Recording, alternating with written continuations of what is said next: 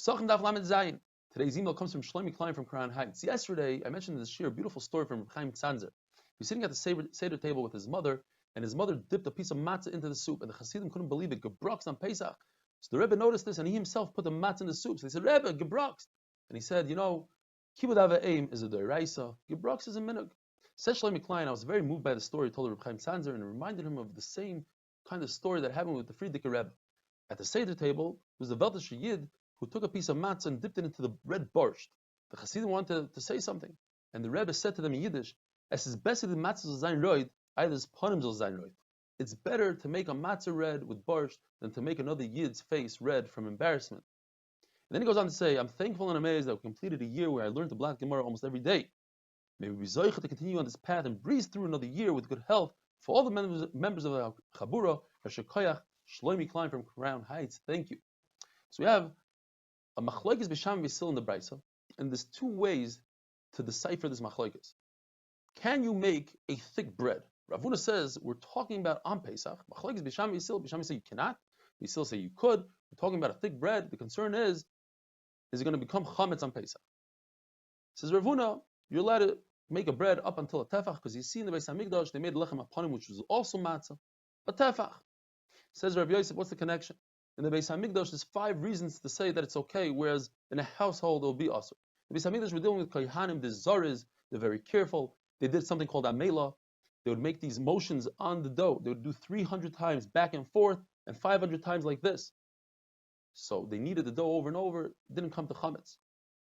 The firewood they used was very dry, so it was hotter. The oven was constantly heated up for the lachmi taida, and they used a special oven made out of metal. Everybody else uses earthenware. They don't have these reasons, and therefore it can become chametz. The Gemara brings another pshat in the brisa. Rav or Rebbe say the pshat is we're talking about not ava, meaning thick, but ava meaning a lot. Some people use that word to describe a lot, or a lot of dough. And the concern is tirchi yisera. It has nothing to do with Pesach. Every yontav you cannot make more than necessary. Taisus says the shear would be 1 oven full. Even if you're making 1 bread, you're allowed to fill up the oven because it's better for that 1 bread, as the Gemara in Beitza says. The Gemara talks about depictions on a matzah. It's usher to make depictions on the matzah, as we're going to see. It's a problem with chametz. Nevertheless, if somebody did make depictions, let's say of an animal or whatever it is, a nice design of a piece of wheat, and he ate it on Leila Seder, he's yaitza the matzah. It's also usher to use a stamp to make a depiction, even though there's no concern of chametz.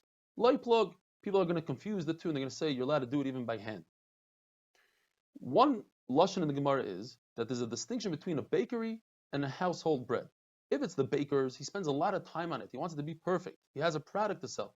Therefore, we're concerned it's chametz. But a household bread, they don't care that much. The other pshat is the opposite, like something like we would think. That a person is not so used to it, making the design, so they spend a lot of time, it can become chametz. In the bakery, they don't care, they go quick. And now, we're talking about challah, a whole sugya about challah. There are certain breads that are not really breads.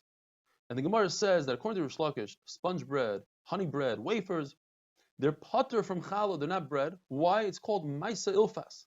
It's made in a frying pan, and anything made in a frying pan is not considered bread, pater from challah. According to Rabbi Yochanan, that's not true. Anything made in a frying pan is chayv and challah. The reason why sponge bread and honey bread and the others are pater is because they were made in the sun. Sun is pater. In fact, there's a mefurish brayso that says just like Rabbi Yochanan. Bread that's made in a frying pan is chayv b'challah. Bread that's made in the sun is pater b'challah. What's Rish Lakish going to do? It's the exact opposite of Rish Lakish. He's going to have to explain that there's 2 types of bread made in a frying pan. One, you preheat the frying pan. Then you put the dough in. That's like an oven. That kind of bread is chayv b'challah. But the other one, you put the dough in the frying pan, then you put the frying pan on the flame, that's not bread, that's pater min challah. And the brisa that says that in the sun it's pater, Rabbi Yochanan will explain, or Rish Lakish is going to explain, that it's not necessarily the sun. What's going on is that he put it in the frying pan, the dough in the frying pan before he preheated it. And the brisa is saying it's like putting into the sun that it's not real bread and you're pater from challah. If a person used very raw matzah, Leila Seder, he's yaitza, provided that when you crack it open, it's not stringy. If it's not stringy, you see from that it's not being machmitz anymore, it's not leavening anymore, and it's matzah. In fact, that kind of matzah is kosher for the lachmi taida. We know You bring a toida, you bring 40 breads, 30 of them are matzah. If they are raw, it's also considered lechem, and even though the Torah says echad, they should be whole, and this is sort of like broken apart because it's raw, it's not broken apart, it's okay. The Gemara tells us there's two types of bread. One is called mi'isa, one is called chalita. They're very similar. One is that you pour boiling water over the flour. One is that you pour the flour over the boiling water, but they have the same exact halacha l'maskana. In the Brisa, one shita says that they still say these breads are potter from challah, and the other shita says these breads are chayv in the challah. Chachamim, which are problem to Rabbi Yochanan, say that if it's made in the oven, it's chayv b'challah, but if these breads, misa and chalita, are made in a frying pan, potter min challah. Rabbi Yochanan says anything made in a frying pan is bread, chayv b'challah. Rabbi Yochanan is going to have to say, you're right. That's what they say. I have another shita. I have another brisa that says just like me, frying pan is chayv b'challah.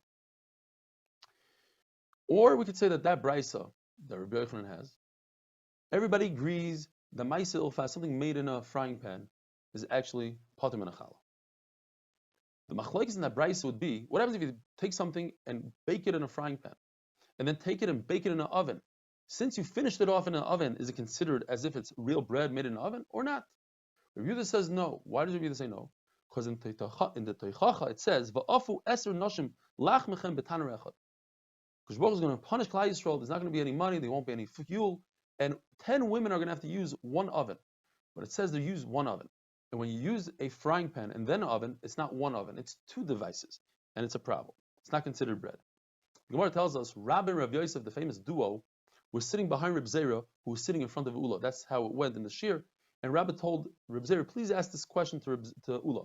What happens if you take dough, put it in a frying pan, and put it on a flame? Says Reb Zera, there's no need to ask Rebbe. That's the whole sugya of Rabbi Yochanan and Rish Lakish that we just discussed. Says Rabbi Yosef, okay, so ask me a different question. Ask it slightly different. What happens if you put dough in a frying pan, and the flame is on top, from the side? So he said, that's also not something I'm going to ask. Since every poor person who doesn't have enough fuel would put the flame on the top to give it a little singe, and that's how they use the frying pan. So that's actually ma'aseh ilfas. That's a frying pan that the machlokes Rabbi Yochanan and Rish Lakish that we had. Have a wonderful day.